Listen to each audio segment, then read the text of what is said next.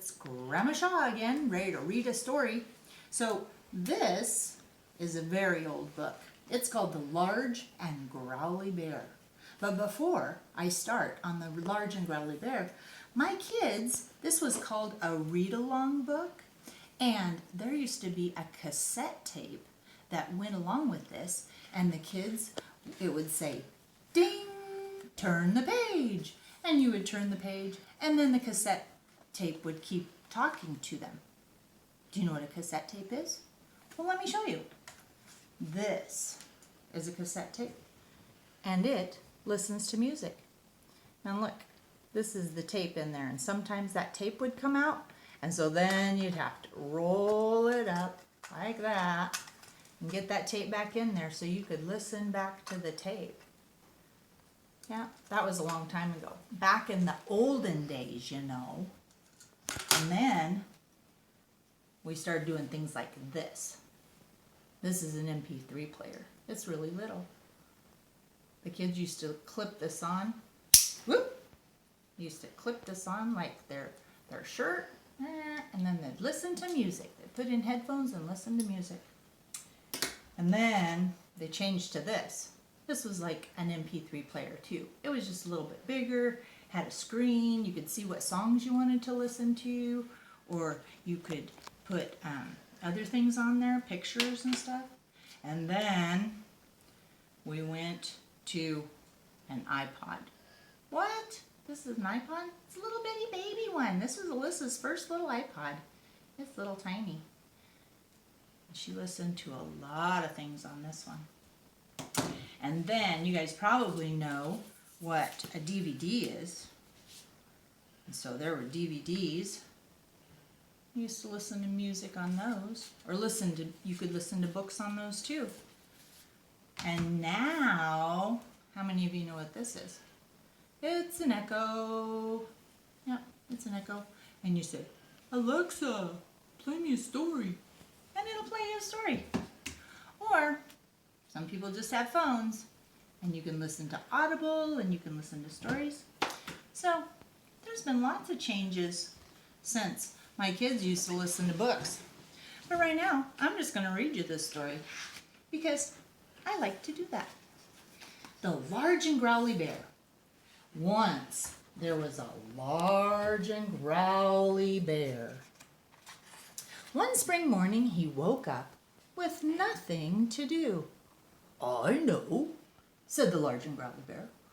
I will find someone to frighten. That is just what a Large and Growly Bear needs. So the Large and Growly Bear went growling and prowling and scowling, looking for someone to frighten. And what did he see? He saw bluebirds. The bluebirds were busy. It was spring, and they were flying here and pulling up a worm there, hurrying home to their babies. I can frighten bluebirds, said the Large and Growly Bear.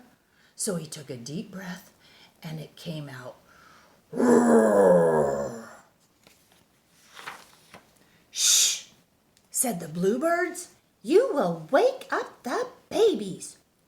But I mean it, said the Large and Growly Bear. I am frightening you. Not now. We are too busy flying here, pulling up worms there, and hurrying home to our babies. Go find someone else to frighten. Well, I never, said the Large and Growly Bear to himself. There must be someone I can frighten. So the Large and Growly Bear went growling and prowling and looking for someone to frighten. And what did he see? He saw rabbits. The rabbits were happy, for it was spring. They were jumping here and hopping there and bouncing like balls with pink ears. I can frighten rabbits, said the Large and Growly Bear. So he took a big deep breath, and it came out, grrr. Shh, said the rabbits. You'll mix us up. We are counting our bounces. But I mean it, said the large and growly bear. "I'm frightening you." "Oh, not now. We are too busy jumping and hopping there and bouncing like balls with pink ears. Go find someone else to frighten." "Well, I really never," said the large and growly bear to himself. "There must be someone I can frighten." So the large and growly bear went growling and prowling and scowling, looking for someone to frighten. And what did he see? He saw the moles. They were little and as soft as silk, for it was spring. They were digging dirt here and moving dirt there and making tunnels halfway to China. Do you guys ever have moles in your yard? Sometimes we have moles in our yard. "I can frighten moles," said the large and growly bear. So he took a deep breath, and it came out. "Grrr!" "Shh," said the moles. "You'll shake the tunnels to China." "But I mean it," said the large and growly bear. "I am frightening you." "Not now. We are too busy digging dirt here and moving dirt there and making tunnels halfway to China. Find someone else to frighten." "Well, I really never," said the large and growly bear. "A large and growly bear must have someone to frighten. He just must." The large and growly bear was tired and cross and very growly. But all at once he had an idea. "Fish are never too busy to be frightened," said the large and growly bear. "I will go to the shining silver river. I will find some little fish, and I will frighten them half to death."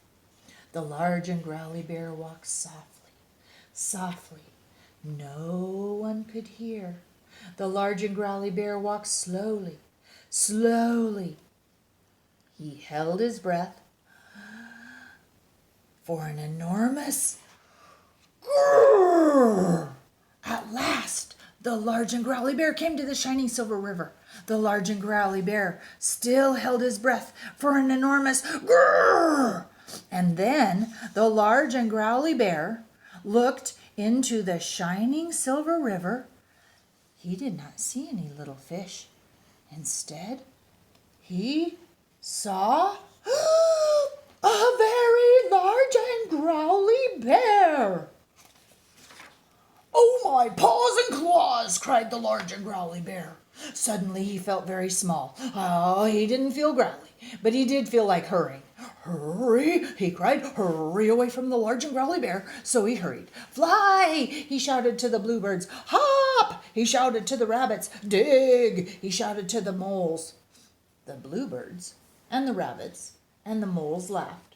They knew the shining silver river and the tricks it played.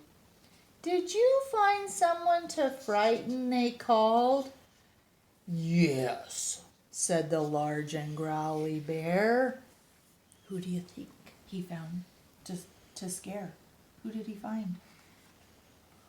"Who?" called the bluebirds and the rabbits and the moles. The large and growly bear poked his nose out of his door. He cried in a small and not growly voice, "Me." He didn't scare any of those guys because they were just having so much fun because it was springtime. Well, that's one of my favorite books. So I hope you liked The Large and Growly Bear. All right. You guys have a great day, and I'll talk to you soon.